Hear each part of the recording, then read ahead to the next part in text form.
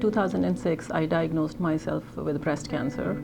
It was not an easy diagnosis for anyone at any age. But looking back at it today, I feel it was not only a life-changing experience for me, it was also a life-giving experience.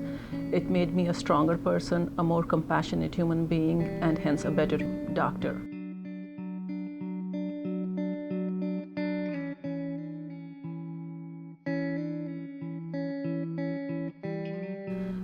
After my treatment, I realized that I needed to do more for my patients. I've always been sensitive to the needs of my patients, but I wasn't doing enough. I needed to connect to the people whose images I was seeing every day.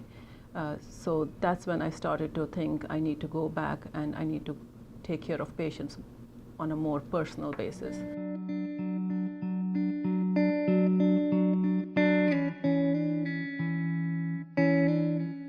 What Dr. Raoof did was she approached me and said, would you mind if during the day I went up and I spoke to a few patients to see about their experience at the hospital? And I said, by all means, I think that would be terrific, because if we can improve even just one patient's experience, then we have accomplished a lot. She recognized as a radiologist that she did not have the daily contact with patients in our institution.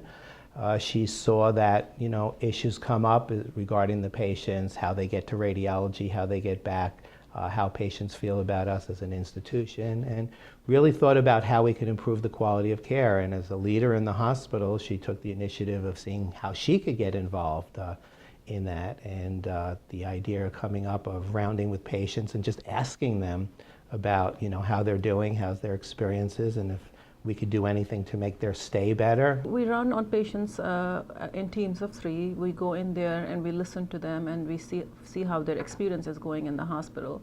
And there are times when they will be very appreciative of the care they are getting, but there are times when they will have little issues that they bother them. She created this concept of bringing people out of their offices and making rounds, not only with the physicians, but everyone who would want to volunteer from the staff, whether it be housekeeping or whether it be supervisors or people working in human resources or labs, wherever, who would volunteer 1 hour a day for 5 days. So we take 120 of our staff, directors, from all over the place, finance, pharmacy, people that wouldn't be used to, and getting them out on the floor. So at any one point in time, we have an opportunity of making a difference for about 120 people each day.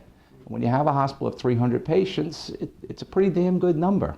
For example, our director of finance is a member of a MAD team. Our director of managed care is a member of the MAD team. These are individuals that would not on a regular basis speak to patients, but because of participating in the MAD program, it helps put additional pieces together for them as they perform their normal jobs. Now they get a full view of what's required to make the patient's experience as complete as possible. So people who were not clinical, people who were in the finance department, or people who were in the health doing desk work every day, but now are talking to patients, it gives them a new perspective to what they are doing in their daily routine work and how that affects patient care.